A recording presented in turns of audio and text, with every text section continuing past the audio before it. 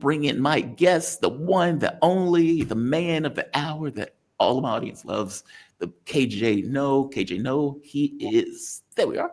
He is a journalist, political analyst, writer, and teacher specializing in the geopolitics of the Asia Pacific region, contributor to the book Capitalism on a Ventilator, one censored by Amazon. Is it available at iacenter.org? He is also on Breakthrough News Network on the show called China Report. KJ, man, how you doing today? You doing all right? I'm doing well. Good to be with you. That McNamara thing, man, rationality is not always rational. Oh, I love that quote, even though I think the quote is so wrong. I think the quote is so wrong, even though I really got his point.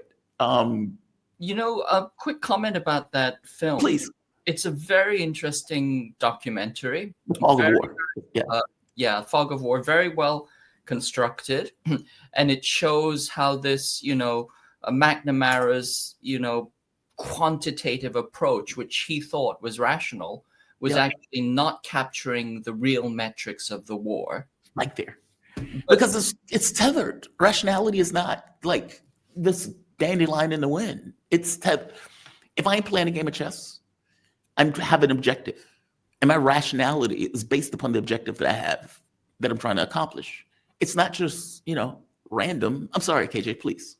Yeah, but I think the thing to note is the very last shot or the very last screen of the movie says that, McNamara, after having done all of these horrible things during the Vietnam War, in fact, the Vietnam War was a war of genocide. We have to emphasize that it was a war of genocide. They literally had a body count where they were counting how many bodies they could kill. The Phoenix a program, they were killing 10,000 civilians every single month. This was a USAID funded program. This is USAID doing this, called CORDS. I mean, they were killing, or in their words, neutralizing 10,000 civilians every single month. And this was just one minor, small sub-program of the entire genocidal project that was the Vietnam War. So the Vietnam War was genocidal in its conception and its impact.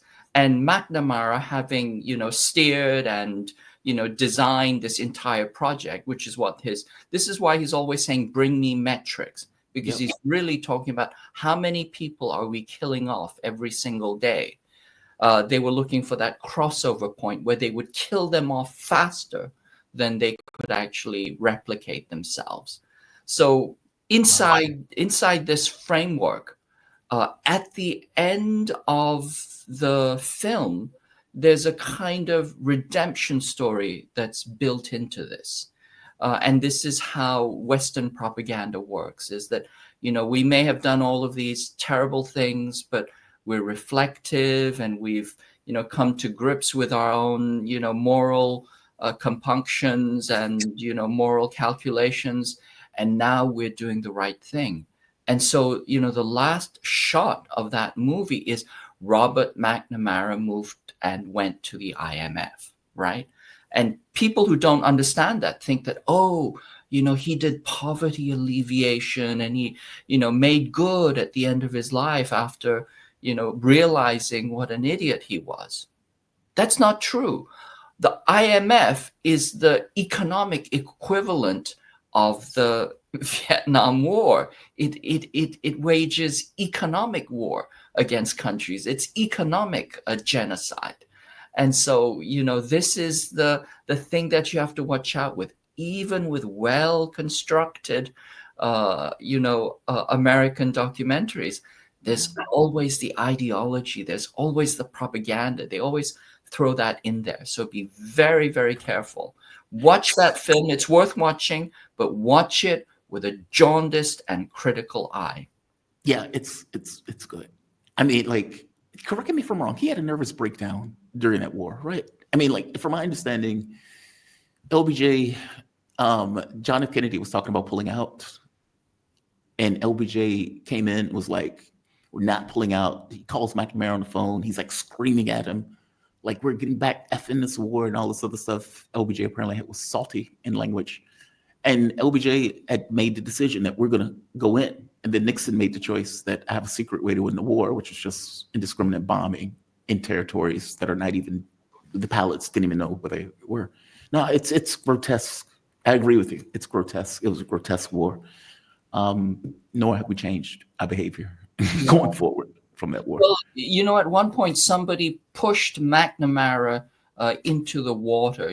People were so outraged, a little bit like the outrage that we're seeing right now, over the genocide in Gaza. Mhm.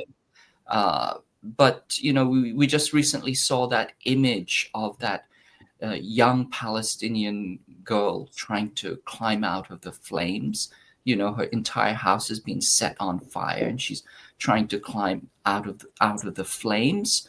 I mean, we saw these kinds of image in Vietnam daily, which is the constant napalming. There's even that famous picture of that young girl after naked after having all her clothes burned off from napalm.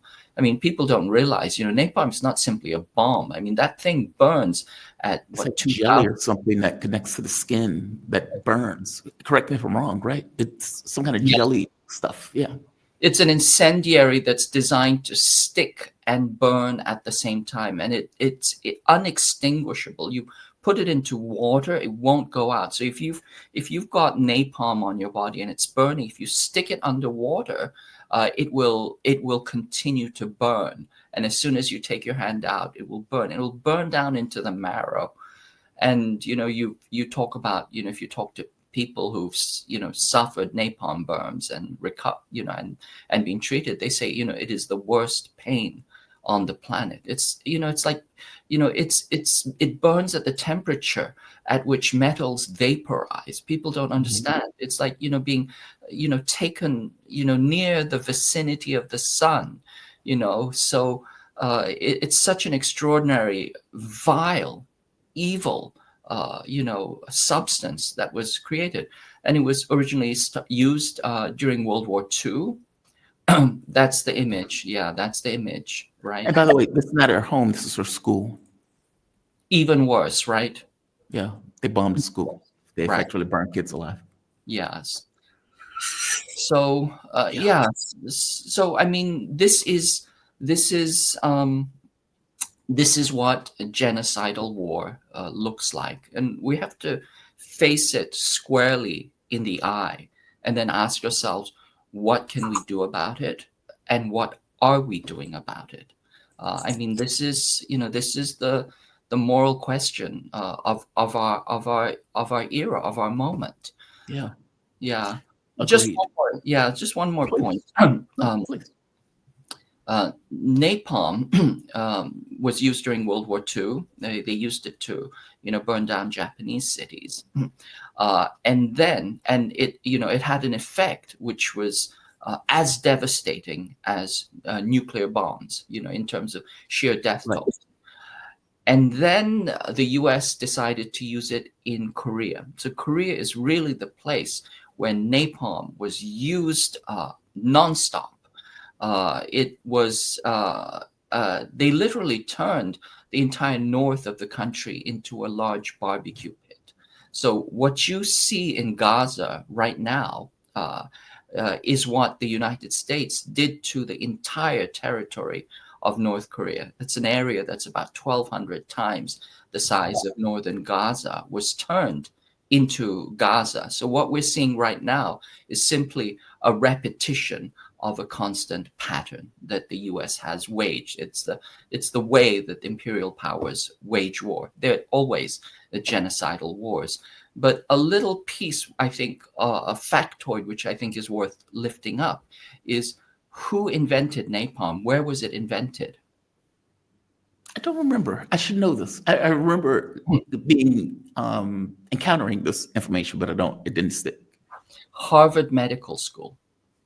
It was invented at Harvard Medical School, and they did like a big demonstration, a demonstration of its effects, on the Harvard football, field. So that is Harvard's great contribution to science. It's the It's the richest school on the on the planet. Its endowment was what 50 billion, larger than certain Yeah. countries, and at the same time, its main contribution to quote unquote science is the invention of napalm. In Korea, there was so much napalm sprayed. As I said, the country was turned into a huge barbecue pit. And, it's so extensive. Chairman Mao sent his own son to fight in the Korean War, something that you will never hear about, and you'll never see an equivalent thing happen in the United States. But he sent his own son. This was the only son that he had who was actually really functioning, because his other sons were so deeply traumatized. They had been kidnapped earlier during the Civil War, and then his wife had been kidnapped during the Civil War, the Chinese Civil War, by a KMT warlord. And this man had asked Chairman Mao's wife to denounce him, and she refused.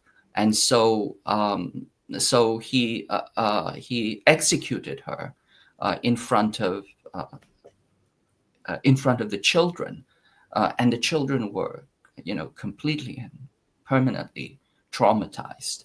And so the only one who was really, high functioning was his eldest son, and that son went and fought in Korea, and he was hit with a napalm strike.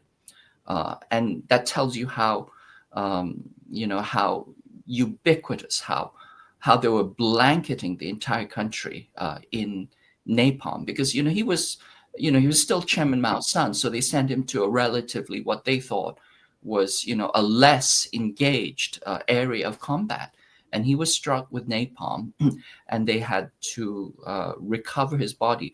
They identified his body from the molten shards of his Russian watch. Jesus Christ. KJ, that is dark. That is dark. Yeah, that's dark. Well, I think what it tells us, and this is the important thing, one of the important things to remember is imperial wars are genocidal. They're genocidal in intent and execution. And also, countries will fight back. You have to understand, if Chairman Mao was willing to sacrifice his own son to fight the United States, which was the most powerful country at the time, and send 3 million Chinese underfed, under-equipped soldiers who didn't even have coats at the time. They were fighting in the North Korean winter. Some of them didn't even have coats. Most of them were wearing canvas sneakers, and only 1 out of 3 of them had a weapon. And if you see them fighting, like in the Battle of Shanganglin, Triangle Hill, you see them throwing rocks, but beat the United States. And that is, that's a war that happened, 70 plus years ago. So if the US cannot beat China under those conditions, and if the Chinese leadership is willing to sacrifice their children for that, the United States has to rethink what it's getting into as it escalates to war right now against China. Speaking of that, I'm glad you mentioned that. This came out of RT. U.S. confirms presence of 500 military personnel in Taiwan. Analysts say China's red line is being pushed. I think I responded to the saying China's red line has been crossed. This is a nose under the camel's tent. And, as I point out about the Ukraine conflict, the reason why Russia points out if Germany fires a Taurus missile, it would have to be Germany, right? Because it requires German hands in order to fire that missile. If Germany fires a Taurus missile into Russia, they will be targeted. They're fair game. If Europe puts troops into Ukraine, they will be targeted immediately. They're fair game. They have to be targeted, because if you allow them in, then you've set the precedent for more to come in without the reaction by Russia. Meaning, if there are 1,000 now, there'll be 20,000 in 2 weeks. If you allow one missile to hit your country without responding, then you've allowed 10 missiles to hit your country because they don't think you're going to respond. Isn't that the same thing with Taiwan right now with China, now that the US confirms it? It's one thing if China knows it, but it goes unacknowledged. Like Russia knew that the US was involved in firing, helping with the targeting and everything else. They didn't say anything because the moment that you say something, you're stuck with that knowledge as a government and have to respond to it. Okay, well, the US is now acknowledging, yes, we have 500 military personnel in Taiwan. Yes, we've been selling them weapons hand over fist. And Joe Biden went so far as to say, yes, we will militarily defend Taiwan, whatever the hell that means. Um, doesn't China have to respond to this? Or do they respond to this? I think they do have to respond to it because it is so in your face. I mean, just to give you the analogy, it's like it's one thing let's say in a relationship, it's one thing for a person to be cheating in the relationship, and it's another thing for the person to be cheating and then to flaunt that knowledge to the other person. That's a deal breaker, right? I Right. mean, you can pretend that it's not happening or make justifications, but once you say I am cheating, that is a very, very strong message. The US is cheating. It's violating the three communiques. The three communiques, one of the conditions of the three communiques is that the US remove all troops. And that was the original agreement. The three communiques between China and the United States, these were the agreements that created the foundation of US-China relations. This is why the United States and China were able to normalize their relations. But those were based on the idea that you do not F with us over Yeah. time. That is a red line. That is that's the end of the story. And the U.S. is doing this constantly. In 2022, in December, Congress passed a legislation called the Taiwan Enhanced Resiliency Act, TERA. And in time you have this language, Enhanced Resiliency Act, essentially means these are war preparations.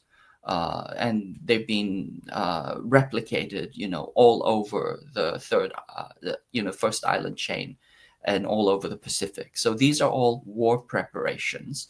And the Taiwan Enhanced Resiliency Act writes into its legislation the demand for the United States to have a permanent rotational presence on Taiwan Island. Permanent rotational presence is military jargon for military base. Okay, that is about as in your face as you can put it, and they put it in writing, black and white, into law. It would be like China writing in their legislation that the People's Liberation Army has to have a permanent rotational presence on Martha's Vineyard, Right. on Galveston Island. That is such an in-your-face provocation, and Congress passed that, and now they're mandated to do that. So they're having this 500 troops. That's not trivial, and we know that some of them are special warfare forces based on Jinmen Island, 3 kilometers away from the Chinese mainland. That is, that's a swimming distance, that's sniper distance. US has placed the tripwire so close to China's nose. It's saying you're not even going to get out of the end zone. That is how aggressive and militant the US is. So this is madness. They're also planning, they're sowing the entire first island chain with dragon's teeth, namely dual use weapons such as Typhoon and Tomahawk missiles. Right. All of these are missiles. All of these missiles are dual use nuclear weapons. That is, they can be modified or can carry nuclear weapons. And if you read, the Atlantic Council and every other, policy paper, they're saying we are going to simply, the continuum between conventional and nuclear, it doesn't exist anymore. We're going to use nukes as if they were candy. That's the current mindset. In Korea, when they do these, military exercises, nuclear warfare is part of the training now, not simply strategic nuclear, bombing runs, which they're doing, every other, month, but also how to fight inside the nuclear environment. See, that's why I used to ask you the question: how does a country that believes in win-win relationships deal with a country of zero sum? We don't play Go, we play chess. I keep telling you, and I know you already know that, so I don't mean I keep telling you, but this is part of the course. And I guess my question becomes: what does China? Russia showed how it responded. It invaded Ukraine. And just everybody like, we're not fucking around. You're not going to do this. You're not getting up a platform. And when Putin talks about it, he talks about regretting how late he got involved, not how early he got involved. People keep thinking Putin is this God man, autocrat, strong man. There are people who are more hardcore than him. He invaded because he needed to ensure the integrity of his country. It seems like China is either going to have to let Taiwan go or get involved in some way. And I guess my question is, I know China doesn't want a war. And so how does it deal with this short of some kind of military action? Well, it's doing a lot of signaling. It's trying to let the United States know that this is an act of madness, of foolishness. They're improving their missile defense systems, including, looking for technologies in space, because the U.S. is already Real starting. quick, I'm sorry to interrupt, Yes, but the U.S. doesn't care about Taiwan any more than it cares about Ukrainians. of Meaning, course. we are willing to sacrifice the Taiwanese if Yeah. it bogs China down into a war. So the signaling to the U.S. saying this is madness doesn't really matter in the context of the U.S. We don't care if Taiwanese get killed. That's kind of the point. Yeah. Well, so I think the signaling is that don't think that this is just going to be a local affair. It's I not, see. yeah, it's not just going to stay on our doorstep. So I think that's some of the signaling that's going on. You can also see some of the signaling that's happening through, Pakistan. The Chinese are capable of joint arms warfare, combined forces joint arms warfare, which is the idea that you connect sensors and radar and AWACS and jet planes and missile batteries. You connect them all, and then you can overcome your adversaries' advanced weapons platforms. This is what we saw in the India-Pakistan recent conflict. This is the one of the largest dogfights in the history of war since World War II. Over 100 planes were in the air, and they were fighting at beyond visual distance. It is actually the Chinese missile that shot down the French Rafale jet. Right. This was the longest recorded air-to-air kill in history. So they're showing that they have some pretty impressive technology available, and the capacity to connect sensors and weapons platforms and the kind of decision speed. All of that is showing that we're capable of doing tremendous things on the battlefield. Is the US getting the message? Hard to say. But what has struck me in all that is how silent the United States is about it. You have a lot of YouTube programs that are making speculative, analyses about what happened. But if you look at the ruling class institutions, the institutions of war, and the attached military journals and the military industrial, propaganda complex, they are dead silent about what happened. And so that's a strong message. They're thinking about it. That silence is a signal too. So I think the Chinese are doing some strong signaling. Once again, we can think of the Ansar Allah, which Hmm. is able to, essentially neutralize the U.S. threat in the area. Now, again, once again, you have to ask yourself, how is it that Ansar Allah is able to target U.S. ships from 1,200 kilometers away? I think there's some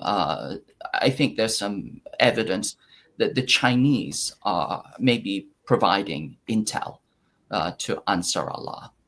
It's Well, they were. yeah. The targeting data, from my understanding, it was a Chinese company that was providing them with the intelligence for targeting. I could be wrong though. I mean, I might be misremembering. Well, this is what the West is alleging, that this is, but this is a private company. But if this is what a private company can do I for, know. I mean, and if this is what Pakistan can do with, with watered down Chinese weapons, what will it actually look like when China actually, puts its shoulder to the wheel? I think it will be, completely different story. So I think there's some signaling going on to the United States. You don't want to get into this battle. You don't want to do this. And the United States, is a little bit, the U.S. has waged wars constantly. It's lost most of them, except for against Panama and Grenada, right? And it's a little bit like, it's like this fighter, who's well past their prime, uh, and they've been sparring with children, like kindergarten children, and beating them up. And then it thinks that it's powerful, and now it's going to get in the ring with a real professional. That's not going to work. But this is literally how they have been training themselves. And in training themselves, they believe that they are invincible, that they are unmatched in warfare and war doctrine. They're incapable of understanding that the Ukraine war has been a complete loss. They're incapable of realizing that if Ansar Allah, can hold them off, that they don't have a chance against China or any other near peer competitor. And as I said, they're still attached to the grizzly bear fallacy. 6% of the US adult population thinks that it can defeat a grizzly bear with their bare hands. There are even diagrams on how to do this. And some believe they can, subdue a lion, etc. This is the kind of deluded thinking that's going on. So we'll see. Will they get the message? Are they receptive to the signaling? Hard to say, but once again, going back to Vietnam, you see that they were not capable of learning that lesson, right? Yeah. I mean, it took McNamara decades for him to finally, have a minor, realization. They should have realized that in Dien Bien Phu, when the French, they camped out on this hill called Dien Bien Phu, and they believed that they were invincible, that there was no way that the Vietnamese could, defeat them. And what the Vietnamese did was they brought in cannons that they had disassembled into tiny, tiny components and carried them on bicycles and on their backs. And then near Dien Bien Phu, they reassembled those cannons and blasted the French until they were soiling their culotte, in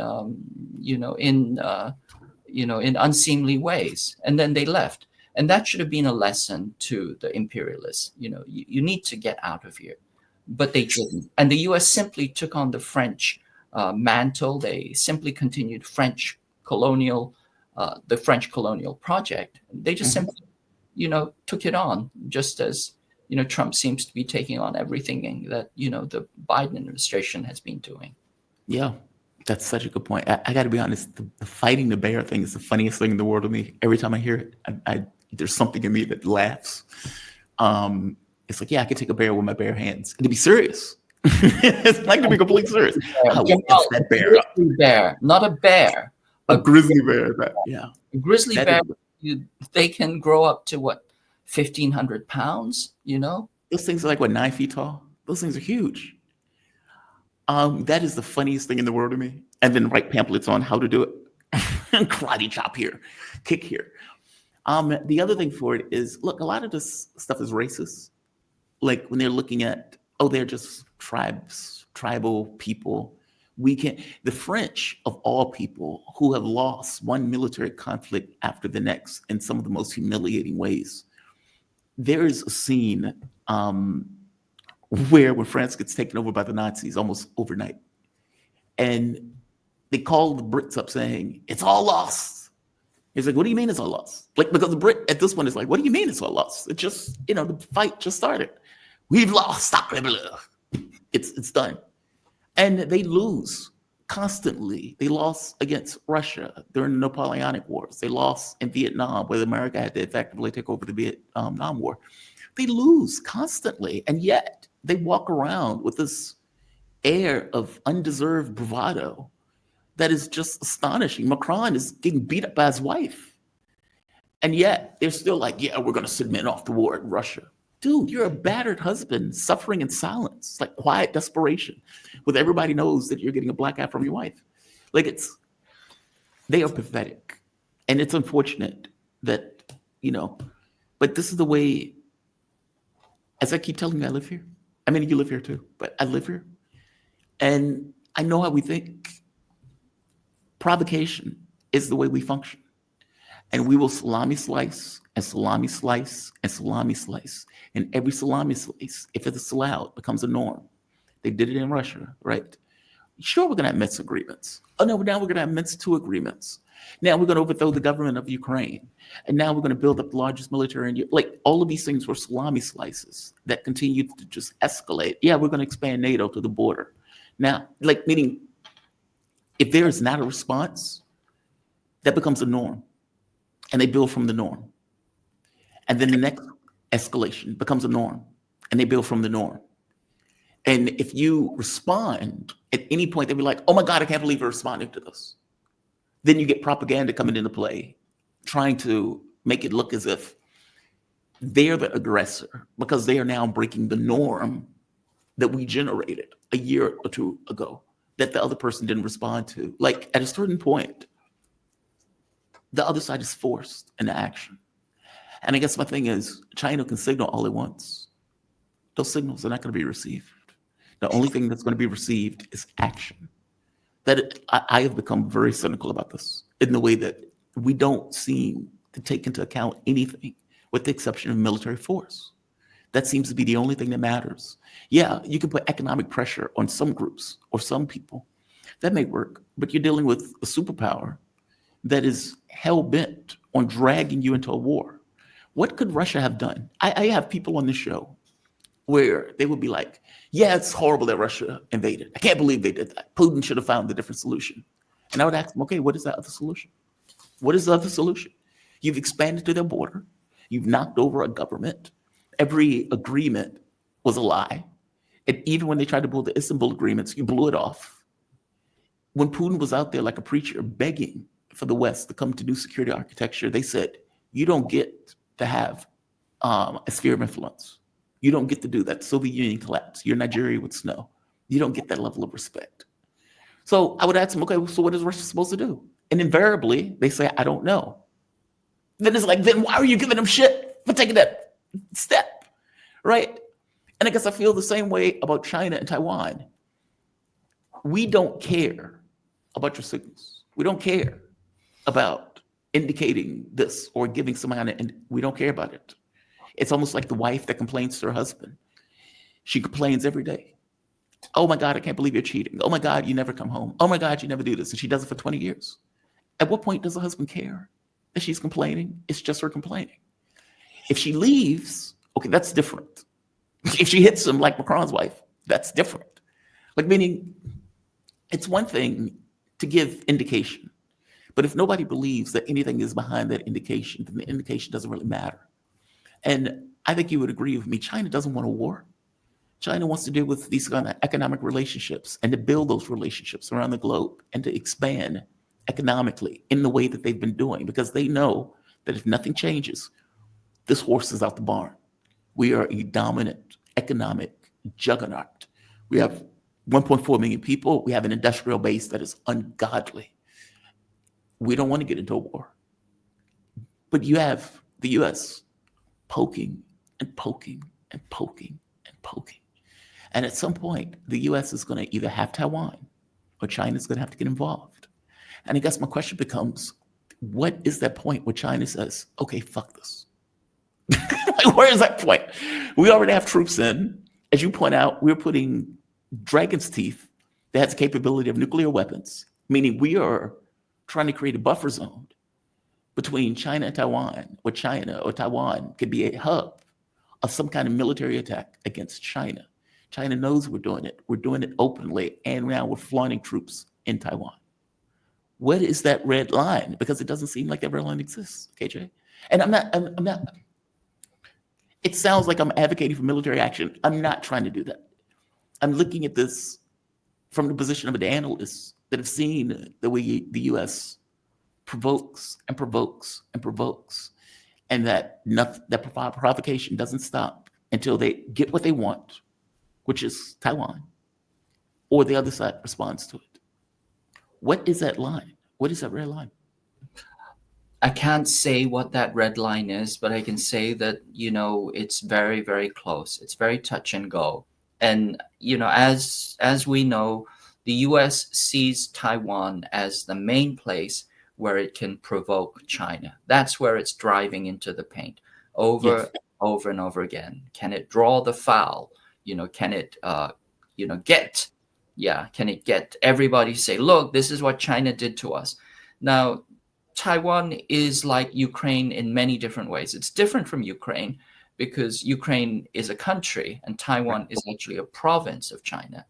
But it's similar to Ukraine in that all invasions of China from the ocean have either taken place from Taiwan Island or from the Korean Peninsula, and usually the two at the same time. Taiwan was actually taken from China in 1895 because the Japanese wanted to use it as a base with which to attack the mainland. So it was created as simply a staging zone, and the U.S. wants to do that again. It wants to turn it into a staging zone again, and China cannot let that happen. It's like it's the pawn that is on the eighth row. Like, you have to do something about it. You cannot let that. You cannot ignore that, because it's such an extraordinary threat. And you're right, from the standpoint of the United States, they don't care what happens to Taiwan. It's a pawn. It's a pawn in a gambit. It's designed to be sacrificed. But for them, it is a powerful tool with which to provoke China to action. So what is China's response, and what is that red line? China is constantly trying to de-escalate the situation. As we've said before, China's playing a different game. The US plays chess, it occupies and it kills. That's the strategy. Position and kill. China's approach is go. Go, the strategy of go is connect in order to live. And what they're doing is they're connecting right now as we speak with the ASEAN countries, with the Gulf Cooperation Council, with all the countries of the Global South. And the idea is that if we create enough strong, solid relations with all of the Global South, maybe the US will realize that it's up against the entire world, or at least the entire multipolar world, 150 plus countries. Maybe it will rethink its strategy. And the US, in and of itself, by itself, without being an imperial power, can still have a decent life. If Americans had their priorities straight, they could be a rich and a prosperous country like China if they only did what China does, which is to invest in itself, invest in its own country, invest in its people, invest in education, in bringing up, the vast majority of the working class, and creating public wealth rather than private wealth, which is concentrated in the hands of a few, dirtbag, monopolists, right? If we didn't allow that to happen, if we had a different system, then the US would be perfectly capable of having a decent society with a good life, with good conditions, and it wouldn't need to go to war constantly to sustain that. But they don't, but the system is not set up for that, right? It's set up there is this elite capture, and even as it quibbles amongst itself, it is the machine is so set on destruction and domination. It doesn't understand equal relations. It doesn't understand listening, communication, connection. All it can conceive of is domination. And because it's so set on domination, then the question, it's not a rhetorical one, is what are the other countries to do? How do you disarm the bully? And we know from dealing with bullies is at a certain point you have to fight back. So that is really, really the most dangerous thing that's happening right now. Right now, you see, there's an entire bunch of China hawks out of the Center for a New American Security. This was the Mhm. think tank that was responsible for the Afghan war. They invented the doctrine of war against Afghanistan, and they lost everything. And then they were essentially Biden's administration. They had 18 of the top positions in the Biden administration. These are people like Newland, Eli Ratner, Kurt Campbell, etc. Kurt Campbell founded the Center for a New American Security. These people are the neocons. They're the new generation of neocons, and they call themselves the Center for New American Security because that is a direct reference for the project for a new American century. So these are the neocons. They're the U.S. hegemonists. And Eli Ratner, who was, executive director, vice P, VP of, and also, he was the minder for the Secretary of Defense during the Biden administration. He's just come out with an article in Foreign Affairs, essentially saying that we need to prepare for war. We need to get all our ducks in a row. We need to create an Asian NATO to wage war against China. They never go away. They never go silent. And they're constantly urging and agitating for war. And we know that the backstop, the kind of ace in the hole, is nuclear weapons. That's what they're counting on.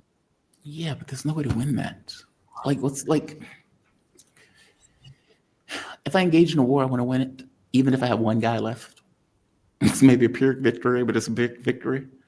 There is no way to win a nuclear war. And this idea that you're going to use tactical nukes and it somehow limits me from using regular nukes is nonsense. A nuclear war is a nuclear war.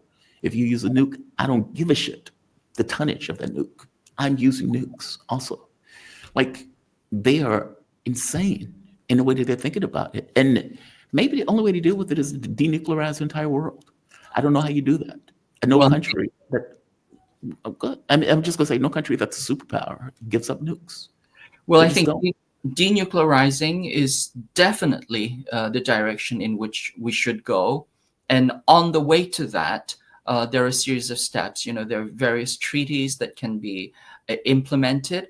And I think that nuclear powers should do what China is doing, which is make a no first use declaration and have no launch on warning, which is what China does. So We they don't do don't that. have hair trigger, right? The Chinese detach their nuclear warheads from their delivery vehicles.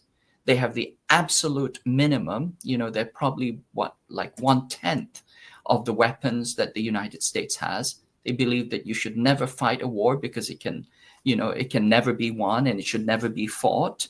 And you start with no first use and no launch on warning, no hair trigger. And then from there, you move forward to building the institutions and the trust that would lead to complete and total denuclearization. And then It you is also, unfortunate. I'm sorry. It is unfortunate that China is doing that.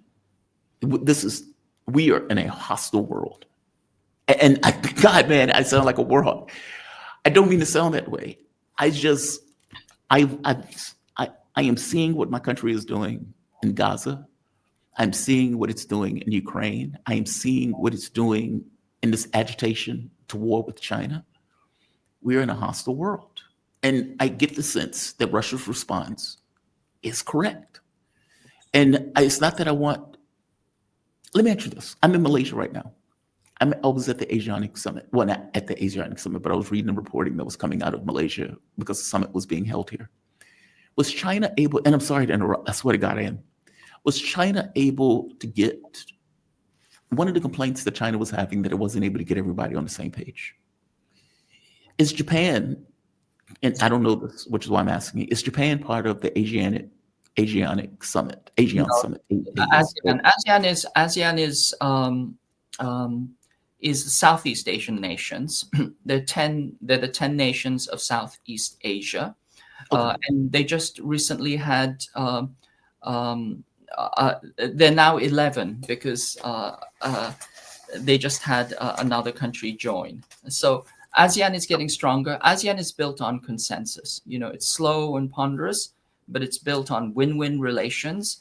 And they're trying to get everybody to, come to the table and agree. It's a slow, ponderous process, Okay. but it is actually a model of what, a peaceful regional coalition could look like. So that I think that is definitely, very optimistic. And of course, ASEAN came together with the Gulf Cooperation Council, the countries, Saudi Arabia and the countries of West Asia. So that is becoming a powerful coalition. And there are all kinds of, strategic and economic deals that are right now being, inked out. So that is very powerful. And it's part, once again, as I said, China connects. The US bombs, China builds, and in particular, it builds relationships. It is connecting in order to live. That's what China is doing. And it's helping the entire, global South live, develop, grow. And it's that strategy that China is banking on. But it's a long, slow, difficult strategy. And as you point out, it is dangerous because you have the bully who is in a school shooter mode, and they're going to build the Golden Dome, which is another way of saying that they've strapped on, body armor. And so that's very dangerous. So what do you do? How do you deal with that? That is really the, $50,000, $64,000 question. And when you talk about, nobody wins a nuclear war, right? We all die. The scary thing is that, the ruling neocons, they either believe that they won't die because they're fundamentalist Christians who believe they will be raptured, which is, that has to be the biggest conflict of interest on the planet, right? Right. You don't get to have your finger on the nuclear trigger if you believe that, if your religion tells you that ending the world is a good thing. That's a conflict of interest that should not be allowed. Or, some of them, Jamal, I'm convinced are already dead. If I look at Peter Thiel, he looks like, the corpse of Roy Cohn warmed over. It's death warmed over, So they don't care if they'll die because, they're already dead, right? Inside, certainly they're dead.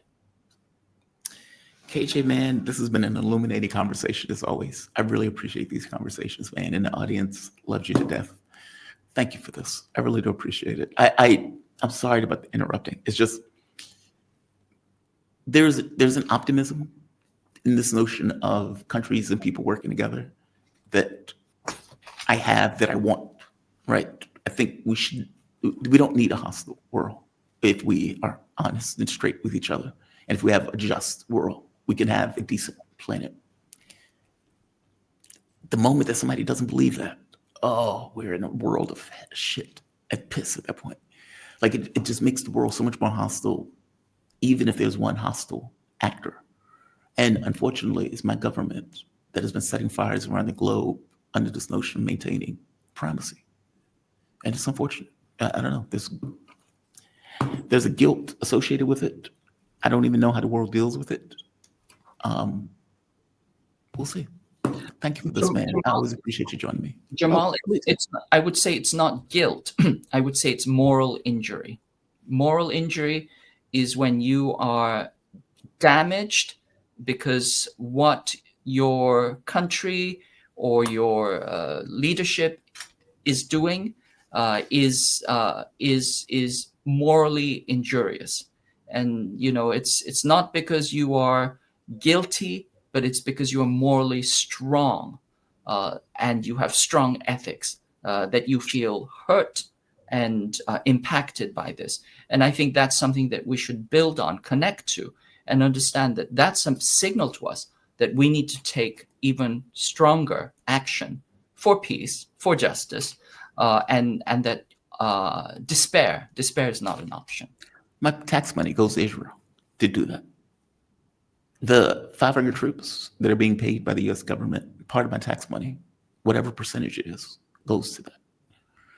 I mean, well, to be fair, I don't even know if that's true, right? Because we just print money out of thin air. So who the hell But knows? if you live in Malaysia, you will be paying Malaysian taxes. Oh, I don't live here. I'm Oh, just here okay. for 3 months. Yeah, All right. I'm just here for 3 months. I had to go through. I went through Albania, China, and now I'm in Malaysia. I was in China only for a few hours, but I do want to visit. I do want to visit if I get the opportunity and the cost is right. KJ, man, I always appreciate these conversations. I really do, and they tend to some part go philosophical, some part military. They tend to hit a few points. The audience seems to love it. I love it. I hope it's not I'm badgering you when I'm having these conversations. But KJ, no, he's a journalist, political analyst, writer, and teacher specializing in the geopolitics of the Asia Pacific region. He's a contributor to the book Capitalism on a Ventilator. It was once censored by Amazon, but you can find it at iacenter.org. You can also find him on the China Report on Breakthrough News Network, a fantastic network. KJ, by the way, when is your next report coming out? Yes, we just put it out yesterday at 7 p.m. and it's AI grift or AI war. It's analysis of what's going on in the AI world, in particular related to global war against China. Oh, fantastic. Thank you, my man. You be safe. Have a good one, okay? Thank you. All right. We have once again, Jesus Christ, I kept him for 28 minutes over. Oh, I'm sorry, KJ. I'm sorry.